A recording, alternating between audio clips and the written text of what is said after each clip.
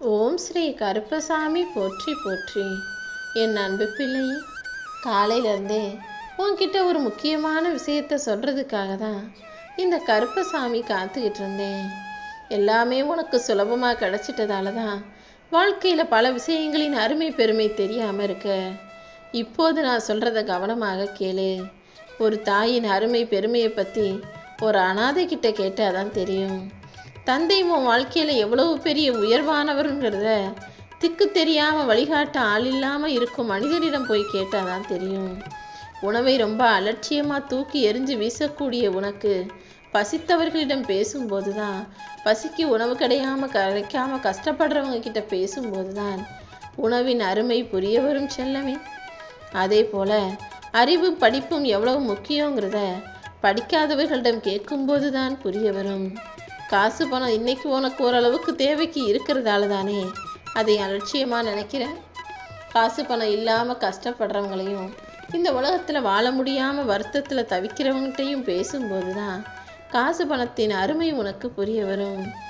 எல்லாத்தையும் இழந்தவரிடம் போய் இறைவனை பற்றி கேட்டாதான் இறைவன் அவங்க வாழ்க்கையில் எவ்வளவு அற்புதங்களை செஞ்சு மறுபடியும் எல்லாத்தையும் கொடுப்பாருன்ற அந்த உண்மை உனக்கு புரிய வரும். எதுவுமே இருக்குதேன்றதுக்காக அலட்சியமாக நினைக்காத. என்ன கிடைச்சாலும் எது கிடைச்சாலும் எதையுமே அற்பமாக நினைக்காம அற்புதமாக நினச்சி வாழ ஆரம்பிச்சிட்டினா உன் வாழ்க்கையே உனக்கு சொர்க்கமாக மாறிவிடும். சில விஷயங்கள் நீ நினச்சது போல நடக்காத போது அதை ஏற்றுக்கொள்வதற்காக போராடாதே. கிடைச்சதை சரின்னு ஏற்றுக்கிட்டு சமாளிக்க முயற்சி செய். நிச்சயமா நீ மனசு வச்சினா, நீ முயற்சி செஞ்சினா உன் வாழ்க்கையை உனக்கு பிடிச்சது போல மாற்ற முடியும்.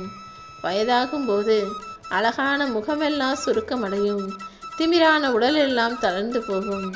ஆனால் அழகான உள்ளம் மட்டும் எந்த மாற்றமும் இல்லாமல் அப்படியே இருக்கும். அதனால தான் நீ முக அழகையும் உடல் அழகையும் பெருசாக நினைக்காம மனசை அழகாக வச்சுக்கோன்னு நான் சொல்கிறேன். உப்பும் சர்க்கரையும் அளவோடு இருந்தால் தானே உடம்பு ஆரோக்கியத்துக்கு நல்லது. அதே போல் நீ வைக்கிற அன்பும் அக்கறையும் கூட அளவோடு இருக்கும்போது தான் மற்றவங்க உன்கிட்ட நல்லா பேசுகிறவங்களா பழகிறவங்களா இருப்பாங்க.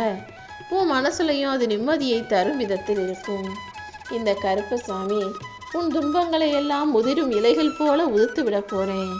இனிமே உன் வாழ்க்கையில் இருக்க துன்பங்கள் எல்லாம் உதிர்ந்து போய் மகிழ்ச்சிங்கிற புது இலைகள் துளிர்த்து தளிர்விட்டு வளரப்போகுது. உதிரும் இலைகளை எல்லாம் இந்த துளிர்க்கும் இலைகளுக்கு உரமாக்கி போடு. துன்பங்களை எல்லாம் குப்பையாக தூக்கி எறிஞ்சிட்டு வரப்போகிற இன்பத்தை எதிர்கொள்ள தயாராக இரு. உன் வாழ்க்கையில் நடந்த கெட்ட விஷயங்களுக்கெல்லாம் நீ நன்றி சொல்லும்போது தான் அந்த கெட்ட விஷயங்கள் உனக்கு கற்றுக் கொடுத்த அனுபவங்கள் மூலமாக நீ நல்ல விஷயங்களை சந்தோஷமாக அனுபவித்து வாழ முடியும். எப்போவுமே சந்தோஷமோ சோகமோ எதுவாக இருந்தாலும் தாங்கிக்கிட்டு அடுத்து என்ன செய்யணும்னு பார்த்துக்கிட்டு போயிட்டே இருந்தீனா உன் வாழ்க்கை மிக சுகமானதா, சந்தோஷமானதா, அழகானதாக ஆகிவிடுமேன்னு செல்லமே. உரிமை இல்லாத இடத்துல மட்டுமல்ல, உரிமை இருக்கிற இடத்துல கூட நீ எதையும் எதிர்பார்ப்பது தவறுதான் அப்படின்னு இந்த உலகமும் உறவுகளும் கண்டிப்பாக உனக்கு கற்றுக் கொடுப்பாங்க. உன் கூட பிறந்தவங்களாக இருந்தாலும், உனக்கு எவ்வளவு நெருங்கிய உறவுகளாக சொந்தமாக இருந்தாலும் நீ யாருக்கிட்டையும் எதையும் எதிர்பார்க்காம உன்னால் முடிஞ்சதை கொடு. எந்த பிரதிபலனையும் யாரிடமும் திரும்பி செய்வாங்க, நன்றியுணர்வோடு நடந்துக்குவாங்கன்னு நினைக்காதேன்னு செல்லமே. பணிவுங்கிறது ஒருபோதும் பலவீனம் கிடையாது. நீ எந்த அளவுக்கு மற்றவங்க கிட்ட பணிஞ்சு போறியோ அதுதான் உன்னுடைய மிகப்பெரிய பலமாக இருக்குங்கிறத புரிஞ்சுக்கோ.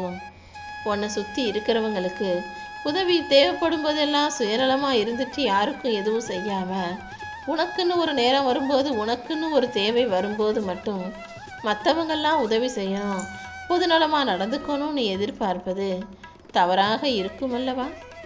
முதல்ல நீ மற்றவங்களுக்கு உதவி செய்ய தயாரான மனசோட இரு. சுயநலமாக வாழாமல் எல்லாமே உனக்கு மட்டும்தான்னு நினைக்காம மற்றவங்களுக்கு உதவி செஞ்சு மற்றவங்களும் நல்லா வாழணும்னு நினைக்கும்போது இந்த கருப்பசாமி நான் உன் வாழ்க்கையை மாற்றி அமைச்சிருவேன். அடுத்தவங்களை போல வாழணும்னு நினைக்காத.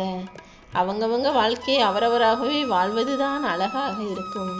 நிழலை நம்பி நிஜத்தை விட்டுடாதே. நீ எப்போதும் உன் எண்ணங்களுக்கு ஏற்றாற் போல உன் வாழ்க்கையில் உனக்கு கிடைச்சதற்கு ஏற்றாற் போல வாழ்க்கையை ஏற்றுக்கிட்டு வாழும்போது உன் வாழ்க்கை மிகவும் அழகானதாக, சொர்க்கம் போல சந்தோஷம் நிறைஞ்சதாக இருக்கும். வாழ்க்கைக்கு நிம்மதியாக இருக்கணும்னு நினச்சினா யார் உன்னை கோபப்படுத்தினாலும் மௌனமாக இரு. யார் உன்னை ஒதுக்கி வச்சாலும் சரின்னு அதை ஏற்றுக்கிட்டு விலகியே இரு. பெருமைப்படுத்தும் போது துள்ளி குதிக்கவும் வேணாம். உதாசீனப்படுத்தி அவமானப்படுத்தி பேசும்போது மனசுடைஞ்சு போய் தவறி அழுது விடவும் வேண்டாம். தோல்வி வந்தாலுமே கூட நீ துணிஞ்சு தைரியமாக நிற்கணுமே தவிர ஒருபோதும் தோத்துட்டோன்னு மனசு சோர்ந்து போகக்கூடாது.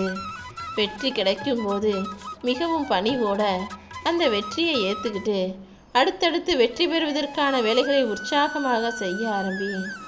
யார் உன்னை காயப்படுத்தினாலும் நீ கண்டும் காணாமல் கடந்து போகும்போது எல்லா கஷ்டங்களையும் தாண்டி நிச்சயமாக உன் வாழ்க்கையை நீ ஜெயிக்க முடியும் செல்லமே.